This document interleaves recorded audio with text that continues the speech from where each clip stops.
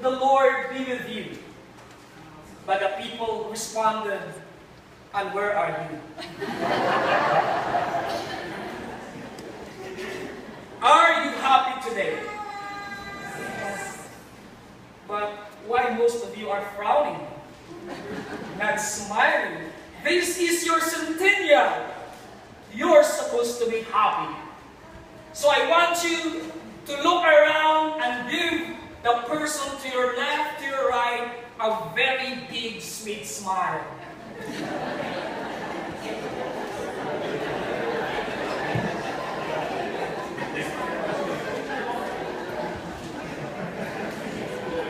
Some are not doing it. Maybe you're deaf. We cannot complain. I am very excited and honored and privileged to celebrate with you the anniversary of this 100 years of dedication and commitment to God and to one another.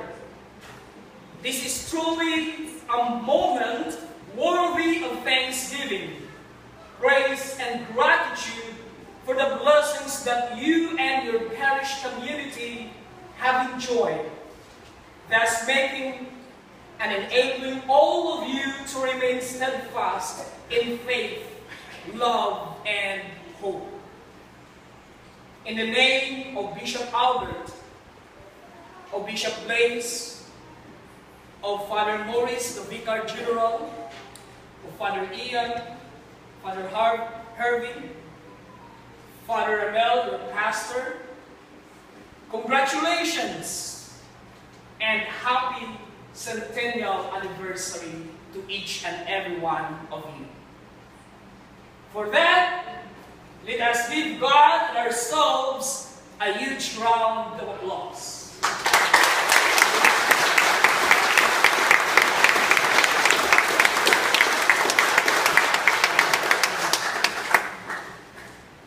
For the past 3 Sundays, we have been reflecting on the kingdom of heaven. This Sunday, Jesus acts out, puts into action, and shows concretely the essence of the kingdom of heaven. By multiplying the loaves in order to feed the crowd, Jesus brings home the meaning and significance of the kingdom of heaven as reign of righteousness and kindness, and as the grace that completes our beings and satisfies our deepest longings. By multiplying the loaves and by feeding the crowd, Jesus enables the people to discover that He meant every single word which He had said about the kingdom of heaven. Thus, by multiplying the loaves and by feeding the crowd, Jesus showed that like the people, He has ears, a set of ears that knows how to listen and to respond accordingly from the heart.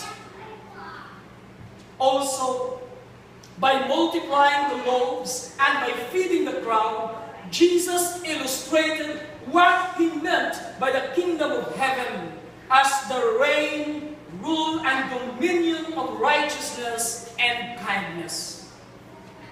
Indeed, Jesus is the righteous and the kind one, who lives out righteousness with kindness, so that righteousness becomes gentle and mild, and who lives kindness with righteousness, so that kindness becomes just and fair, not blind and fake piety. Likewise, by multiplying the loaves and by feeding the crowd, Jesus clarifies the kingdom of heaven as the grace that completes and satisfies humanity's search for purpose and meaning, and humanity's desire for contentment and joy. Truly, the act of feeding the crowd is Jesus' gesture of being a neighbor and good shepherd to the hungry, tired, and lost. thereby responding to the request and need for healing and wholeness. Aside from fulfilling his descriptions and prescriptions of the kingdom of heaven, Jesus, by multiplying the loaves and by feeding the crowd, indicates to the people then and to us today the soul and the heart of the kingdom of heaven.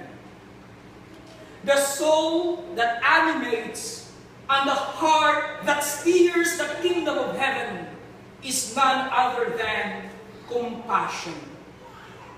Compassion is the response of Jesus to human sufferings, a response that emanates from his guts, from his inmost being. Without compassion, Jesus would be numbed and distant, indifferent and aloof.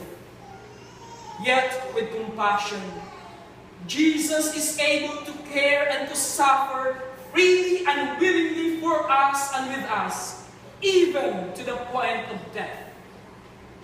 His compassion makes Jesus not run away or climb down the cross. Rather, it enables him to accomplish everything and to stay with us till the end of time. The compassion of Jesus makes the kingdom of heaven real, relevant, and beautiful. Hence, the kingdom of heaven is good and attractive, worth following, worth achieving, worth serving, worth sharing, and worth dying for. Today, as we celebrate your Centennial, it is good to remember how your ancestors of the faith, despite the many hardships that came along with settling in a land far away from home, had been attracted by the compassion of the Lord Jesus, and so were able to persevere and bequeath you with a vibrant faith and a loving community. We give thanks to God for them and honor them with our sincere gratitude and prayers.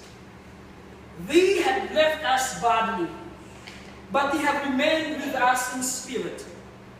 They continue to journey with us by interceding for us, so that like them, we may grow and mature in our faith, hope, and love, and so become compassionate people.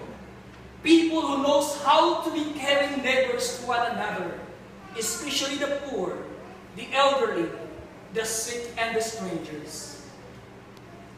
Moving forward towards another centenary, let us imagine what kind of future do you want to have and to bequeath to your children and children's children. Do you want to create a community or a group of people?